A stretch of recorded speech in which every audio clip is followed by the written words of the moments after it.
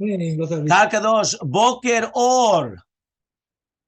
Masechet Nedarim Daf Zayin Amud Aleph 2781 says the Mishnah.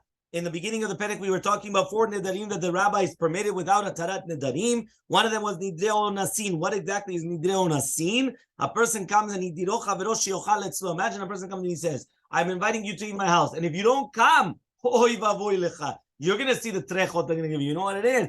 You're not allowed to benefit from me whatsoever. So Yidiro Chavero Sheyochal Etzlo. What happens? So it's good Mazdal, Chalahu, or Chala Beno, or Shikvo Nahar. He became sick. He's scared. He was sick. Or his son was sick. He's not going to leave him alone. Or there was an Nahar that was stopping. So there's a neder of honest. So here it says that it's not even an honest gamur. Even honest ksat is already going to be enough that what? That's it. What do you mean that's it? It's already been considered that you don't have to even do a tarat nedarim. Says the Gemara, who gavradat mizachvat of Medina, says the Gemara, there was a person that he placed his zechuyot in the bedin. Basically, it's a shtar zechuyot that he comes and he puts it into the bedin. And he says, Ila atina tatini yomin, if I do not come within 30 days, libatzlun hani zachvatai, all my zechuyot will be annulled. Okay? So now what happens? Itnis velo ata. There was an honest. Yeah? Which means basically he comes and he says at the beginning that Beti wanted to make a condition that it should be for 30 days to bring the ra'ayot, right? So Beti, they went and said maybe he's not going to, he's just trying to get out of it. So they went and they said the shtar has to be by him. At the end, what happened? There was an honest. Velo atan, he didn't come. So Amar Ravuna says, Batil zichvateh. His zichuyot or bartel. That means even though there was an honest, yeah, so he comes, it's still going to be batel. So Elmaleh Rava comes and he says to Ravuna, why do you say batel? Anusu. Anus rachmana patre. I don't understand you. You came in, you said it's going to be annulled if you don't come. Well, there was a reason why you didn't come. It wasn't just stam. Imagine all of a sudden they started canceling flights. It's your problem. You canceled the flight. Well, Shalom, you wanted to come. They canceled it. There's an honest. Dichtiv, it says in a pasuk, where's that written? Yeah, in the Vadim it says over there that when you have a case of a woman that she's violated, you don't do nothing to the woman. Why don't you do nothing to the woman? Why? Because she was violated. She was violated. Yeah, even if she did tzaka, doesn't matter. If she's in the sadeh, you can't hear it, so it doesn't matter. Yeah, even when you don't do it.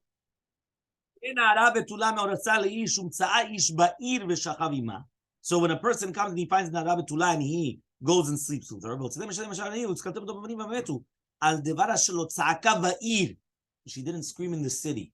And on the man, because he went and he actually violated her. Only the why?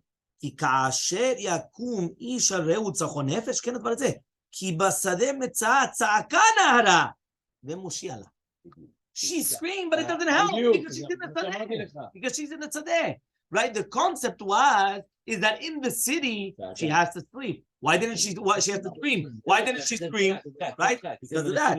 So therefore, Kamzani says that at the end of the day, it all depends where she is, basadeh or ba'ir. So if she's ba'ir and she didn't scream, then we kill her? Then we kill her, yes. Miskena, and if he put his hand like that. I mean, she's screaming, she's trying to say. Rabbi comes and he says, Anusu, it's an honest. Maybe you're going to tell me honest shmita is different because the Torah was poter from death, but something to do with mikayim the Tanai, that's something different. But now we learned in the Mishnah.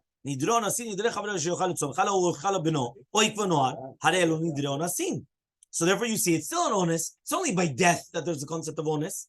So says the Gemara, Rava, and according to Rava, what's even that which we learned? Imagine a person comes and he says, that is right, he says, this is you're going to be your get from now. If I didn't come from now until 12 months, and then he died within the 12 months, it's a get. Am I why? Right? Why?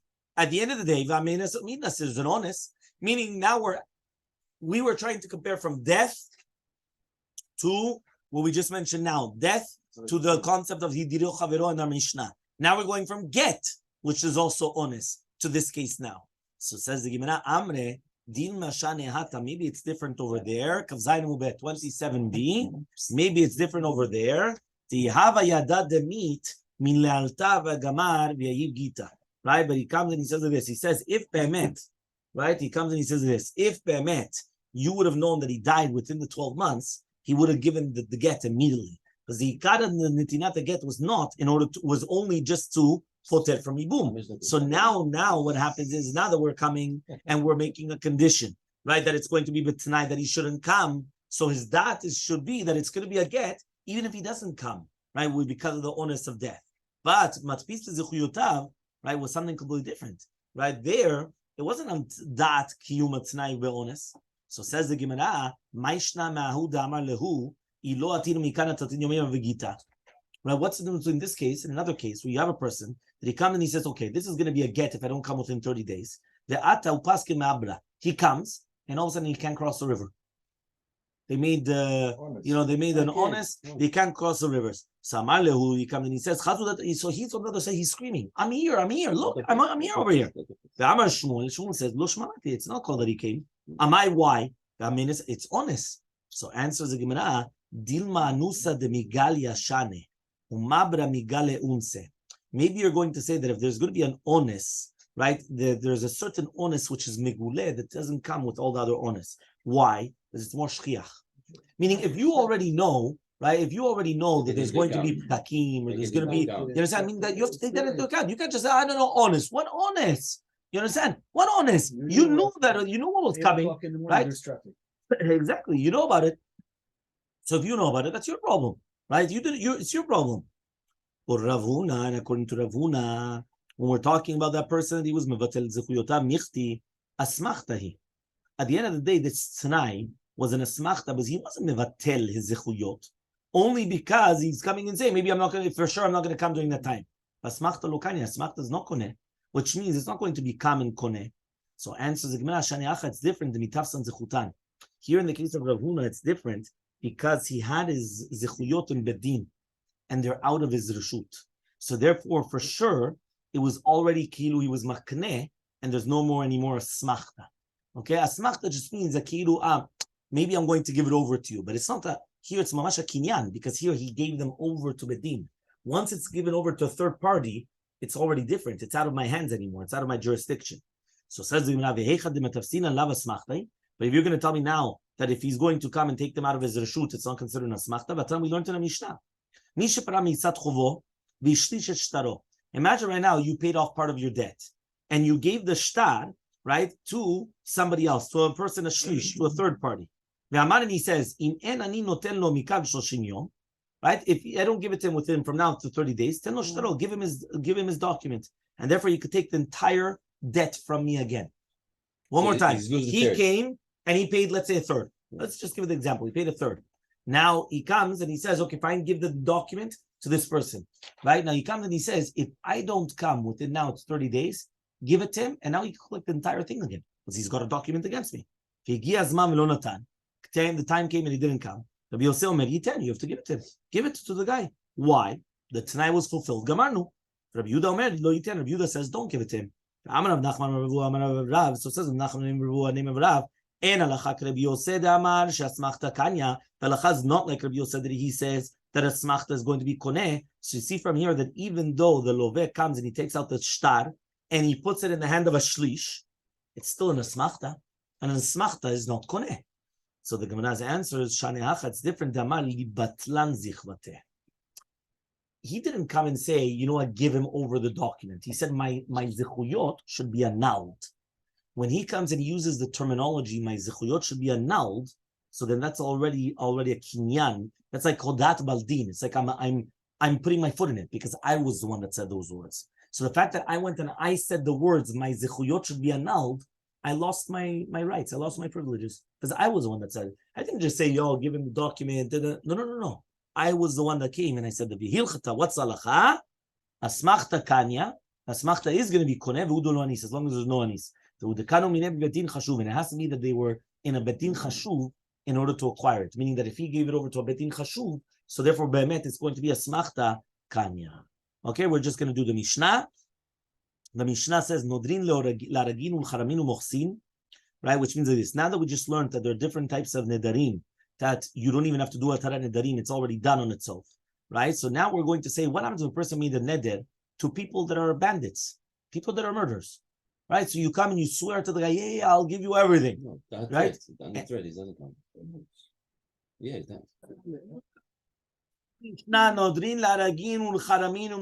does that mean? Imagine a person comes and he makes a neder. And here, by the way, the Mishnah is going to say you're allowed to make a neder lechatechila. Somebody, chas v'shalom, comes in somebody's house, and he comes and he says, he swears he's giving him everything. He was lying through his teeth. He has another 4 or 5 safes hidden somewhere else. But he comes and he swears. Or for Haramim, these are people that they come and they take, not they kill, because Haramim was the first one, that means they're murderers, right? They'll come, the armed bandits, right? The second one are people that they just take away money. Or Mochsin. Mochsin is people that they come and they take away the taxes and all these things, right? I mean, basically they come and they want to do that. So what happens, right? Now, when you're doing all these things, you're allowed to be noded, right? That it's even truma. You come and you say, listen, these things are all truma, and you're allowed to even do lechatchila. Even though it's not truma, right? Or you're allowed to say Shem Bet HaMelech, they belong to the king.